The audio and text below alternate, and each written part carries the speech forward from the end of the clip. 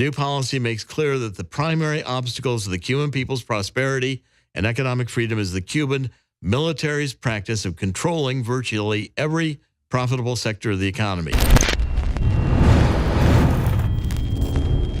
We actually have President Trump's press release talking points. We need to get that published if you can during the break. Right. On Infowars.com. I'm not even sure anybody has this yet.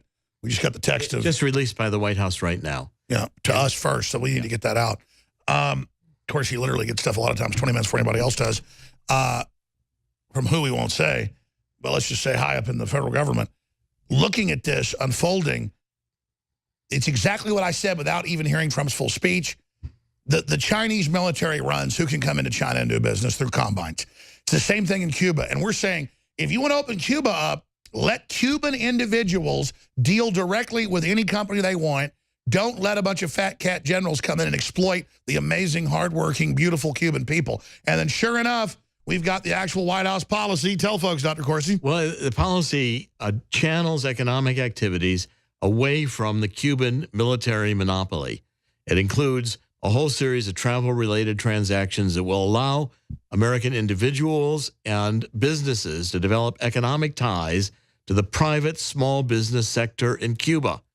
The new policy makes clear that the primary obstacles to the Cuban people's prosperity and economic freedom is the Cuban military's practice of controlling virtually every profitable sector of the economy. And that is such a gift to the Cuban people who have such a verdant, beautiful, diverse country. I mean, from what I've read and what I've seen, Cuba is a jewel.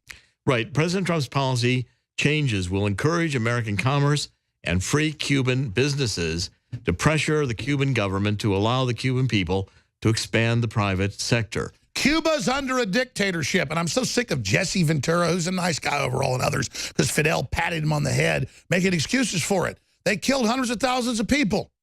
Right, and this reverses Obama's whole policy, which would have played into the hands of the...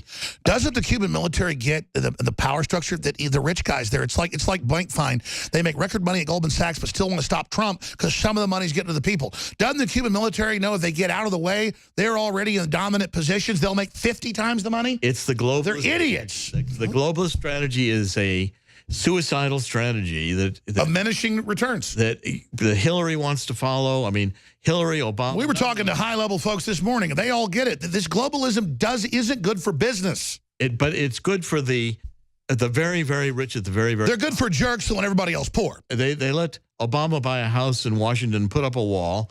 They let Hillary live in 2 or 3 houses when she's really a criminal. 2 or 3, she's got like 10. With a criminal, with the Clinton Foundation, which has stolen money from everybody, including Haitian. But then Obama goes to Africa and says you can't have cars or air conditioning. Right. And see, the people under these policies, just like in America, you end up with 92 million people who can't find a job, who want work.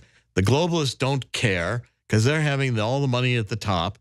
And they have, it's a suicide. And then they have the nerve to come out and say, hunt and kill Republicans. The Democrats have put out the hashtag because they're rich and aren't giving you the money. Dumbasses, free market's what gives you the money and the spaceships and the medicine, not Venezuela, not North Korea, not Cuba. Yeah, they got more doctors per capita anywhere in the world in Cuba. And when your knee goes out, they give you a cane. Or when your eyes go out, they give you a cane. And, Alex, also I think it's demonstration that the White House is listening to what we're talking about. I laid out a 3-part policy as to how you'd beat this propaganda campaign of the Democrats. First, you change the subject. Again, Donald Trump's changed the subject today. Cuba is going to be the news cycle through the weekend.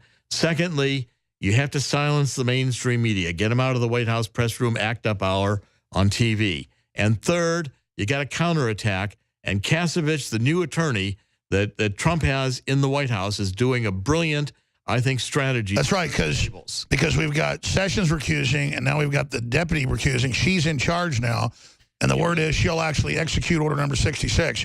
We'll be right back. Stay with us. What the aging process is when the cell replicates, we lose a little bit of our telomeres. Telomeres are the little cups on the end of our chromosomes. And when it runs out, you start dying. Secure your DNA force today at InfoWarsLife.com.